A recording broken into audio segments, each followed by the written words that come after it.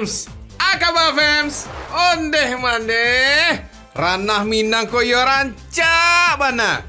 Yo taraga bana wa sama makanan yo.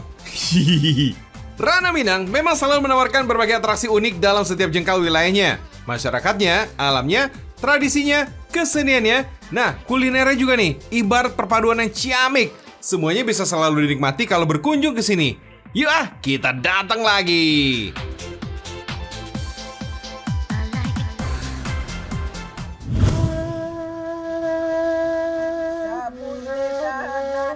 Nah, Fems, talempong ini seringkali digunakan untuk mengiringi tarian tradisional dari Sumatera Barat, termasuk tari piring ini nih. Tari piring sangat dinamis, dengan kostum penarinya yang menarik perhatian. Gerakan tari piring ini indah dan cepat, Fems. Meski begitu, piring yang ada di tangannya ini nggak jatuh loh. Padahal sering dibolak-balik tuh piringnya tuh, Fems. Sebenarnya, gerak tari piring ini terinspirasi silat Minangkabau yang dipadukan dengan gerakan akrobatik. Warisan berharga para leluhur orang Minang. Nah, salah satu gerakan tari piring yang diadaptasi dari silat adalah posisi kaki para penarinya. Dan akrobatik piring yang dihempaskan ke udara. Widih, keren! Tari piring seringkali ditampilkan pada perayaan upacara adat, kenagarian, atau pernikahan. Tari piring ini merupakan penggambaran kehidupan sehari-hari masyarakat agraris yang hidup bertani.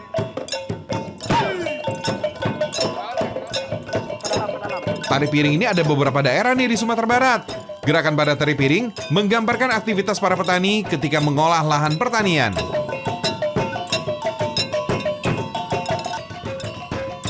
Gerakan yang paling seru yang ditunggu-tunggu adalah ketika para penari ini mengayunkan piring di kedua tangannya sambil meletakkan suluh di atas kepala. Dan para penari lalu berkeliling melalui deretan piring. Piring yang ditaruh di tanah lalu diinjak, Fems. Wow! Maknanya dalam kehidupan kita sehari-hari itu pasti tidak mulus. Pasti ada onak dan duri. Itu bukan kita hindari, kita harus lewati. Apapun risikonya. Ternyata seni budaya kita ini mengandung filosofi yang tinggi banget ya. Bisa sebagai sarana untuk memahami hidup. Wah, keren banget deh. Bangga menjadi orang Indonesia.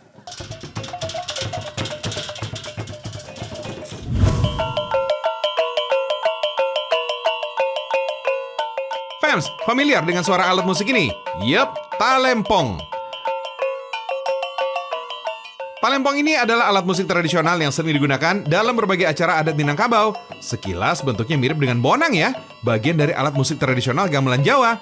Di daerah Jorong Kapal Koto, Dusun Petalang, Kecamatan Sungai Pua, Kabupaten Agam, masih ada loh rumah industri yang masih memproduksi talempong. Jika gamelan ini dibuat dengan cara ditempa, berbeda dengan talempong sahabat. Talempong dibuat dengan cara dicor. Wah, unik banget ya. Kita buat cetakan talempongnya dulu ya, dengan bantuan lilin. Setelah lilin mencair, masukkan deh ke dalam cetakan. Lalu celupkan ke dalam air. Setelah mengeras, lepaskan dari cetakannya ya. Selanjutnya, cetakan lilin ini dilapisi dengan tanah liat dan pasir. Pelapisan harus dilakukan sebanyak 3 kali, Fems. Karena kalau terlalu tipis, talempong ini akan mudah rusak atau pecah. Bukan cuma tanah liat dan pasir, lapisan cetakan ini juga harus ditambah dengan sekam padi. Tujuannya sih untuk meredam proses memuainya logam dan memberikan pori-pori tanah untuk membuang udara dan gasnya. Jika sudah dilapisi, cetakan tinggal dijemur sampai kering. Sekarang kita lelehkan nih bahan baku pengecoran talempongnya ya. Yuk! Apinya harus panas banget, Fems, karena suhu titik lelehnya bisa berkisar di atas 1000 derajat Celcius tuh. Lama peluburannya bisa mencapai 4 jam.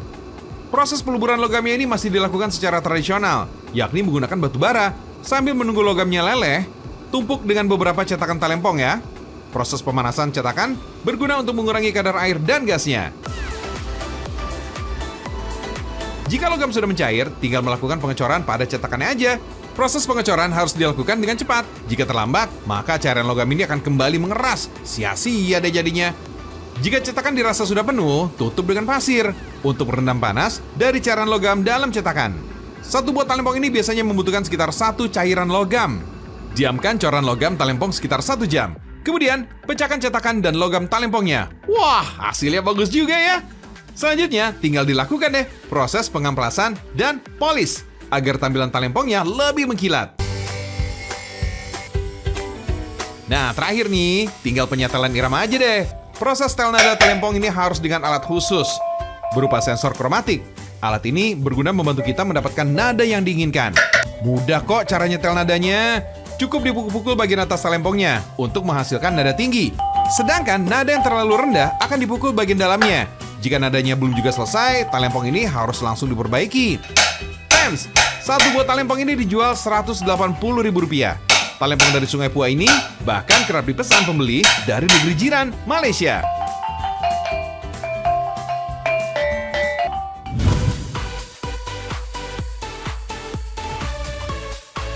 Kita geser lagi yuk ke kota Pariaman, Sumatera Barat. Cicip kuliner Minang yang pastinya nggak terlupakan. Hehehe, ada kuliner pange talua. Bahan utamanya dari telur dan manggar. Ayo, kamu udah tahu manggar belum? Itu loh, bunga yang terdapat di dalam benih buah kelapa. Bentuknya panjang, lonjong, dan agak tajam pada bagian ujungnya. Cikal bakal buah kelapa ini ternyata bisa dimakan, Fems. Bahan yang disiapkan adalah talua itia, alias telur bebek, daun talas, kacang panjang. Kupas manggar dulu ya. Kalau udah dikupas, bentuknya jadi mirip jagung, Fems. Kemudian, pipil manggar. Lalu, rebus selama 20 menit sampai teksturnya menjadi empuk. Kita siapin bumbunya ya. Bumbu rempah ini punya kandungan kurkumin. Katanya sih, rempah ini berkhasiat meningkatkan daya tahan tubuh. Kalau sudah halus, bumbu dimasak dengan santan. Lalu, tiriskan manggar yang sudah matang. Metode memasak hidangan ini cukup unik, Fems. Kuali dialasi dengan daun kunyit, agar cita rasa dedaunan ini menyerap ke dalam telur. Selain itu, kuali juga jadi nggak cepat gosong tuh. Tambahkan kacang panjang, daun jeruk, dan daun salam. Belah telur menjadi 2 bagian dan letakkan telur di atas daun talas. Beri kuah bumbu gulai dan manggar. Lalu bungkus agar kuahnya nggak tumpah. Kalau kuah udah kering, isian pange ini bisa gosong pas dimasak nanti nih, Fems. Masak kembali sekitar 7-10 menit aja. Pange talua sudah matang tuh. Angkat dan sajikan. Jadi bikin lapar, Fems. Makan pakai talua ini belum lengkap nih tanpa sambal lado tanah. Cus, langsung kita buat ya. Bahannya ada rimbang atau ranti. Orang Sunda sih biasanya nyebutnya dengan lenca. Ulek jahe, lengkuas, bawang, dan cabai sampai harum. Kemudian tumis bumbu sampai tercium aroma harum, Fems. Terus masukkan ikan teri, pete, daun kunyit biar makin sedap. Terakhir, tuangkan santan kental dan rimbang, Fems. Kalau kuah santannya udah agak kering, artinya sambal lado tanah sudah matang. Pange talua dan sambal lado tanah, perpaduan yang mantul, Fems. Rasa manggar memang agak pahit, dipadukan dengan sambal lado tanah yang ada ikan terinya. Enak banget tentunya.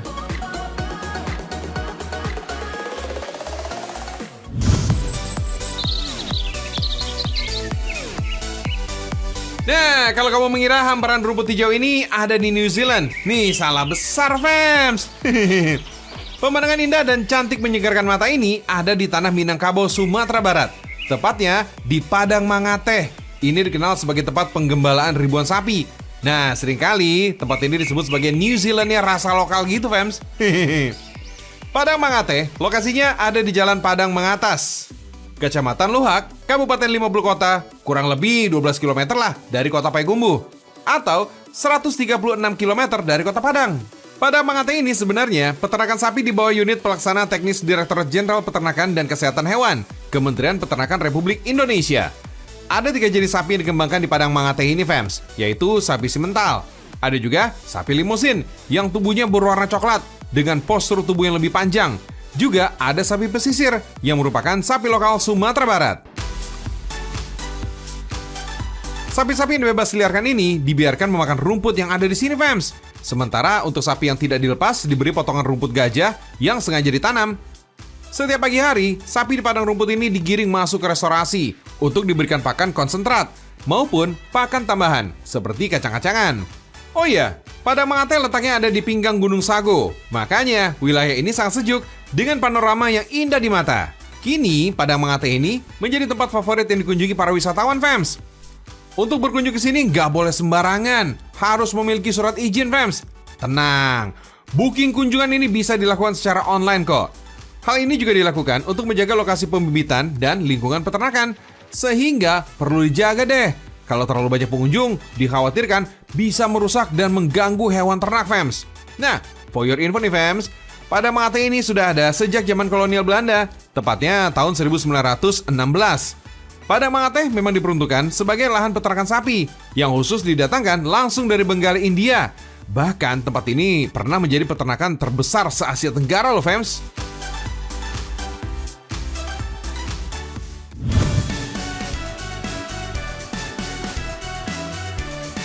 Hujan deras pengen bikin bobo. Ada yang mau gulai gazebo? Mau dong. Apalagi kalau sudah waktunya makan siang. Fems, masakan Minang memang nggak bisa lepas dari kuah santan. Termasuk gulai gazebo ini nih. Meski berlemak, gulai gazebo ini banyak peminatnya loh. Gulai gazebo ini menggunakan daging sapi sandung lamur yang lezat dan gurih. Cara membuat gulai gazebo mudah kok. Siapkan dulu santan kelapanya ya. Lalu sisihkan. Kemudian haluskan jahe, kunyit, bawang putih, pala, dan bawang merah. Tambahkan cabai giling dan campur dengan bumbu halusnya. Langsung kita masak yuk. Tuang santan ke dalam wajan, masukkan bumbu halusnya. Aduk merata. Tambahkan daun kunyit, serai, dan daun jeruk untuk menghilangkan bau amis daging dan memberi aroma wangi yang khas. Setelah santan mendidih, masukkan deh daging gazebonya. Aduk sesekali, tapi usahakan jangan sampai santannya pecah. Jika pecah, makanannya akan mudah basi. Masak gulai gazebo ini sekitar 1 jam lamanya, hingga keluar minyak dari santan dan dagingnya. Tuh, minyaknya ini udah keluar. Berarti gulai gazebonya ini siap untuk dinikmati. Tuh, nendang banget ya rasanya. Gurihnya santan meresap ke dalam daging. Enak banget nih. Gak heran nih, jika gulai gazebo ini termasuk hidangan istimewa. Gak kalah kok sama rendang. Oh iya, gulai gazebo juga ada 3 tingkat kenikmatan nih fams. Pertama, cukup gurih. Jika daging gazebo ini lebih banyak dibandingkan gaji atau lemak sapinya. Kemudian level gurihnya, jika gaji ini lebih banyak dari daging. Dan yang terakhir, gurih sekali, soalnya gaji semua tuh. Nah fams, mau nyoba yang mana nih? Berani nggak isinya gaji semua?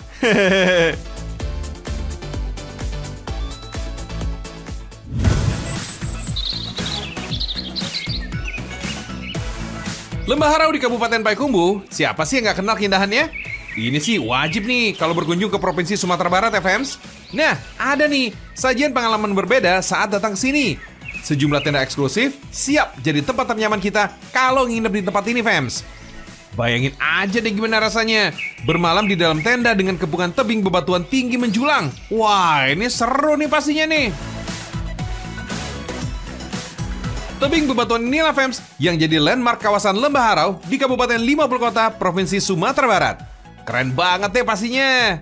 Oh iya, dari ibu kota provinsi di Kota Padang, wilayah Lembah Harau ini bisa dijangkau dengan berkendara selama 4-5 jam perjalanan. Lumayan memakan waktu dan bisa bikin badan terasa pegal deh. Tapi tenang, DH Harau Glamping ini nih yang bisa jadi solusinya. Mengusung konsep penginapan dengan tenda mewah alias glamping.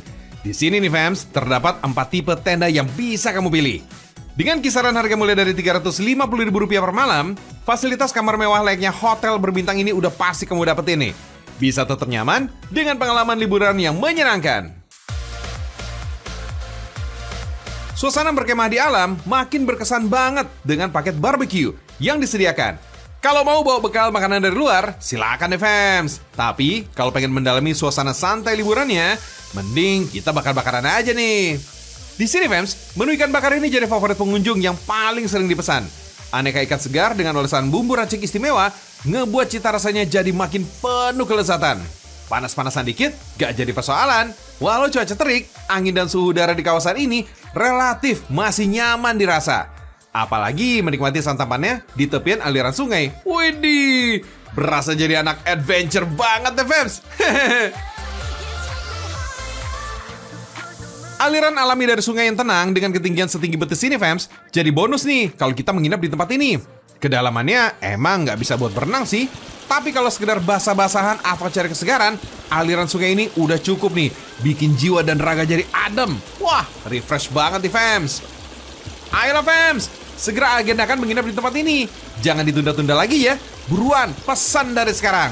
Katanya nih fams, jadwal akhir pekan sampai beberapa bulan ke depan ini udah mulai rame di booking sama calon wisatawan. Beuh, mantap kan?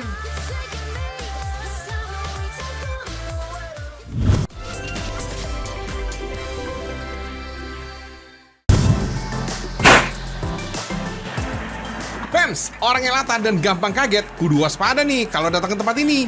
Gimana enggak? Di sini nih Fems, setiap 7 menit sekali akan terdengar suara ledakan kayak begini nih. Hehehe, kaget kah Fems? Nah, buat yang belum tahu, emang seperti inilah cara membuang berondong beras dan jagung tradisional ala Ranah Minang. Cara kerja alat pemasak tradisional ini, Fems, sebenarnya cukup sederhana. Sekitar 1 ciruk beras atau jagung yang dimasukin harus benar-benar tertutup rapat. Tekanan dari suhu ini sekitar 200 derajat Celcius akan membuat beras atau jagung ini di dalamnya menjadi matang dan meledak saat alat dibuka. Biasanya sih, Fems, lebih dari 5 karung beras dan jagung disulap jadi berondong di tempat ini setiap harinya. Kalau dikonversi jadi kilogram, kira-kira lebih dari 250 kilogram gitu deh, Fems.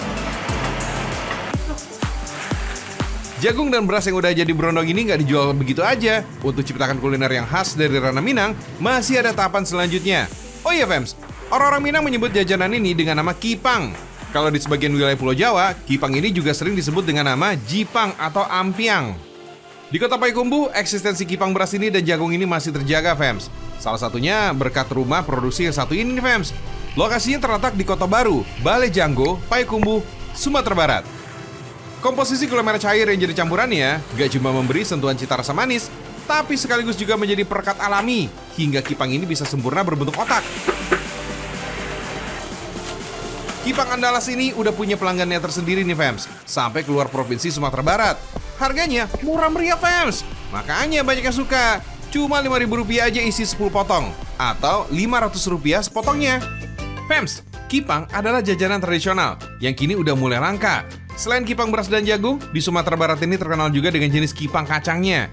Kipang kacang ini, Fems, populer, khususnya di wilayah Kabupaten Agam dan Kota Bukit Tinggi. Soal cita rasa, semuanya nyaris nggak jauh beda. Ringan, renyah, dan manis, terasa nikmat sebagai satu kombinasi.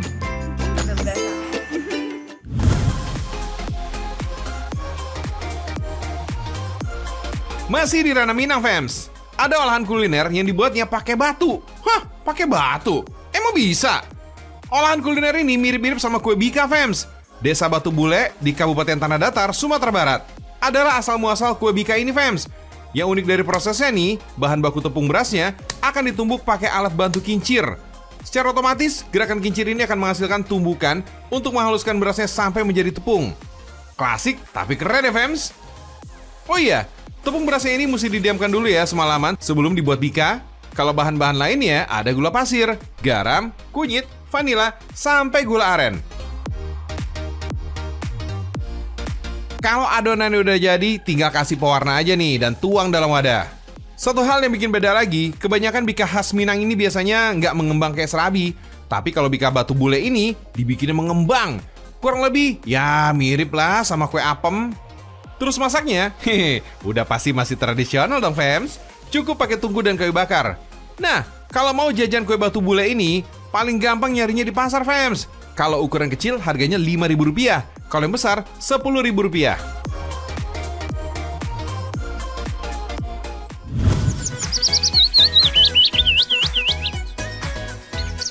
Mengulik kuliner Sumatera Barat seakan gak ada habisnya, Fems. Jenisnya banyak banget dan pastinya enak-enak. Dan yang ini, wah ini wajib coba nih. Namanya karabu balui. Penggemar olahan belut ini pasti suka nih, Fems. Kita beli belutnya dulu ya di pasar Payakumbuh. Murah kok. Sekarang baru deh kita olah jadi karabu balui. Karabu ini berasal dari kata marabu, yang artinya masakan yang mentah. Sedangkan balui adalah belut. Nah, kita bersihin dulu ya belutnya ya. Lalu tusuk bagian kelapa dengan bambu yang runcing. Panggang deh di atas bara api. Kenapa pakai baru bakalnya, Kak? Kalau pakai baru supaya masaknya tuh rancak, lama gitu kan, agak nggak terpaso. Kalau pakai api masaknya capek tapi nggak rancak masaknya. Fems, karena belut ini memiliki kandungan kolesterol yang cukup tinggi, maka cara yang tepat mengolahnya ya dengan dipanggang. Jadinya lemak yang ada pada belut ini bisa jauh berkurang. Oh iya, sebaiknya ketika memanggang ini gunakan bara dari batok kelapa. Dijamin deh, cita rasanya belut ini akan semakin enak. Jangan lupa dibolak-balik ya, Fems. Nah, kalau aromanya udah keluar, angkat belut dari bara api. Bersihkan sisa abu yang menempel, sisihkan bagian kepalanya. kebaliknya Mbak, nggak bisa dibasuh Kak, nggak boleh. Iya Kak, justru kalau dibasuh hilang aromanya. Hilang Ya aroma. harus kita bawa seperti ambu-ambunya.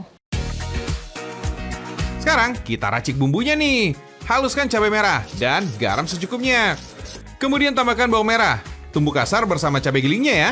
Pisahkan ke dalam wadah. Peras santan kelapa menggunakan air matang. Campurkan dalam wadah berisi bumbu giling. Tambahkan juga nih perasan jeruk limau. Tapi jangan terlalu banyak ya, karena bisa menghilangkan rasa karabu baluinya nanti, fams. Beri sobekan daun jeruk untuk menghilangkan bau amisnya. Aduk bumbu hingga tercampur rata. Masukkan potongan belutnya. Diamkan karabu balui sekitar 15 menit supaya bumbunya meresap. Ampun, bikin lapar nih sih. Ondeh mandeh, lama bana. Rasanya gurih dengan racikan bumbu mentah yang menyegarkan. Semangat deh makannya. Apalagi nasinya juga masih hangat nih, fams. Nambah terus. Hahaha.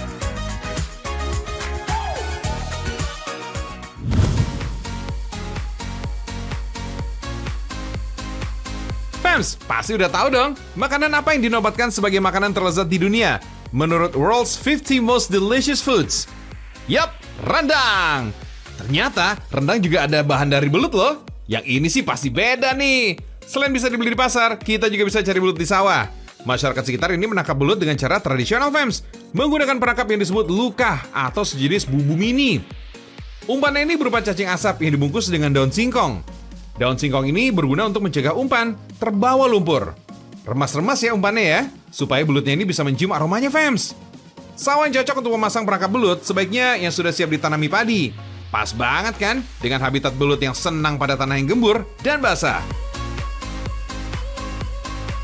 Tancapin aja nih perangkap di dalam lumpurnya. Beri tanda dengan daun singkong di atas lukahnya. Biarkan aja nih selama 1 malam deh. Yah, kok lama banget sih? Tenang, ada lukah yang udah dipasang sejak kemarin kok. Kita lihat hasilnya ya. Yuk, fams. Wah, banyak juga ya belutnya ya. Langsung aja deh, bersihin. Tusuk bagian kepala belut dengan batang bambu. Lalu jemur di bawah panas matahari. Nah, belut yang udah kering ini kini sudah siap diolah menjadi rendang. Potong-potong belutnya seukuran jari kelingking ya. Goreng sebentar, angkat, dan tiriskan. Sekarang nih kita mau bikin bumbu rendangnya. Haluskan cabai merah dan garam. Setelah halus, tambahkan bawang putih dan bawang merah. Ulek deh sampai halus. Jangan lupa juga ya, siapin juga nih santannya. Tambahkan bumbu halusnya, daun kunyit, daun jeruk, daun salam, dan batang serai.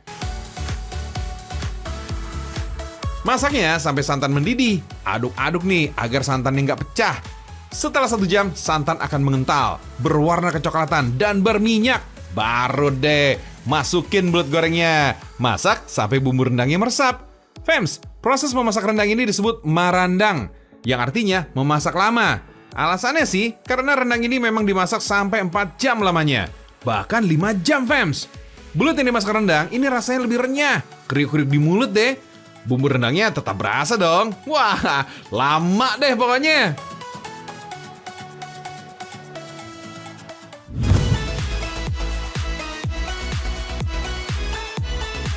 Fams, hampir sebagian besar kuliner ranah Minang ini menggunakan bumbu asam kandis. Dan sentral penghasil asam kandis yang cukup ternama di Pulau Sumatera Barat adalah Desa Tanah Taban, Nagari Limau Puri, Kecamatan Limokoto Timur, Kabupaten Padang Pariaman. Fams, pohon asam kandis ini memang masih sekerabat nih dengan manggis yang tumbuh cukup tinggi.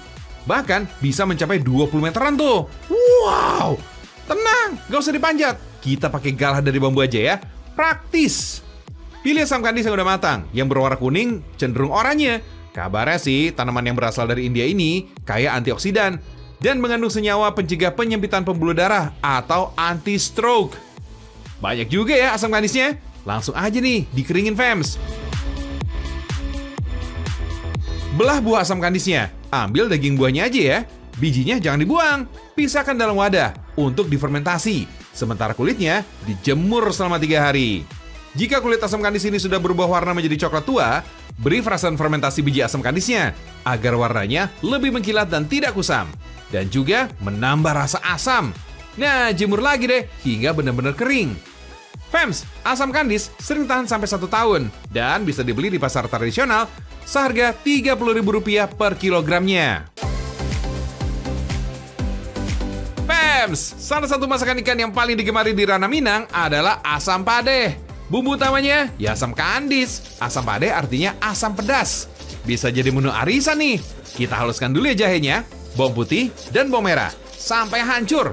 Tambahkan cabai, giling sampai halus. Selanjutnya, pindahkan bumbu ke dalam wadah. Beri sedikit air, aduk kembali.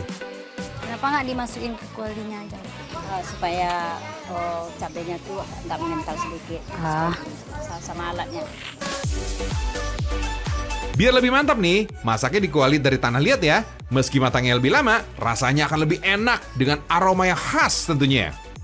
Saatnya bumbu rahasia tampil, asam kandis yang sudah dibersihkan. Masak sampai bumbu mendidih ya, tambahkan daun kunyit, ruku-ruku, dan seledri. Daun ruku-ruku sekilas mirip dengan kemangi, termasuk bagian dari keunikan bumbu rempah ala Minangkabau. Daun ruku-ruku ini berkhasiat mencegah penyakit darah tinggi dan jantung, fams. Widih, wanginya! Masukkan deh potongan ikan tongkolnya. Masak dalam bumbu asam pade sampai matang.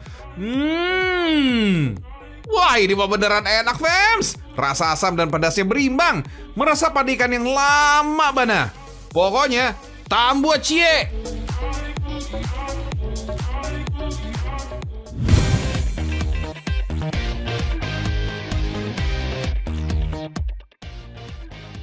Makan sate enak kali ya? Harus sate Padang dong. Secara kita masih ada di Sumatera Barat gitu. Ya nggak? Fams, ada 2 jenis sate yang dikenal di ranah Minang. Terbagi karena jenis kuahnya. Yang berkuah kuning berasal dari Bukit Tinggi. Yang berkuah merah dari Kota Pariaman. Sate Padang kuah merah ini banyak dijual di Kota Pariaman. Di kota lain ini susah deh ngedapetinnya. Bahkan terbilang cukup langka jika dibandingkan dengan sate Padang kuah kuning. Apa ya istimewanya? Yuk, kita belajar membuat sate Padang ya, khas Pariaman bersama ahlinya. Iris kotak-kotak daging sapi yang telah direbus. Untuk bahan sate Padang ini bisa menggunakan bagian manapun dari sapi, seperti lidah, paru, hingga dagingnya. Iris daun bawang, daun seledri, daun jeruk, dan batang serai. Batang serai ini harus diiris tipis-tipis, agar ketika dimakan ini tidak mengganggu. Berikutnya, haluskan jahe, bawang putih, kunyit, lengkuas, dan bawang merah. Tumis bumbu halus sampai aroma wanginya tercium. Lalu masukin deh cabai gilingnya. Masak hingga matang ya. Oh iya, penggunaan cabai giling ini bisa disesuaikan dengan selera kok.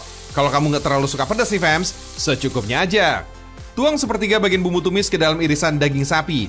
Tambahkan garam, serta bumbu rempah kering. Campur bumbu hingga merata pada daging. Kemudian tusuk daging menjadi sate. Lanjut, bikin kuah merahnya ya. Tuang air ke dalam panci, lalu masukkan serai, daun kunyit, dan daun jeruk. Masak sampai mendidih. Sambil menunggu kuah mendidih, kita buat dulu nih adonan pengentalnya. Aduk tepung beras yang sudah dicampur dengan kaldu sapi hingga merata. Tambahkan pewarna makanan. Aduk kembali deh. Jadi untuk mewarnai merah tadi kita memerlukan pewarna makanan. Oh, ini aman ya Bu ya, pewarnanya pewarna makanan. Tuang ke sini Bu berarti. Iya, tuang. Oke. Boleh Bu, boleh. Sambil diaduk, sambil diaduk. Nah, setelah air mendidih, masukkan bumbu dedaunan yang sudah diiris-iris, garam, bumbu tumisan, dan rempah bubuk. Lalu aduk hingga menyatu. Tambahkan bumbu pengental merah sedikit demi sedikit, sambil terus diaduk. Selanjutnya, masukkan kacang goreng giling dan masak sampai matang sempurna. Tinggal dipanggang deh satenya. Letakkan sate di atas bara api, olesi dengan minyak goreng supaya tidak cepat kering dan gak mudah hangus. Dan juga aromanya lebih wangi. Sate Padang ini sama sekali tidak hangus oleh api, karena dalam proses pemanggangannya hanya menggunakan panas bara dan asap dari hasil pembakaran. Beda deh dengan jenis sate lainnya. Asik! Satenya udah matang nih fams. Sajikan di piring, siram kuah merah dan taburi bawang goreng. Sate Padang khas Pariaman ini siap dinikmati. Deh mandeh, ya sebana lama ini satenya ya. Apalagi dengan tambahan kerupuk kulit sapi. Wah, istimewa deh. Pasti nggak ada yang berani nolak.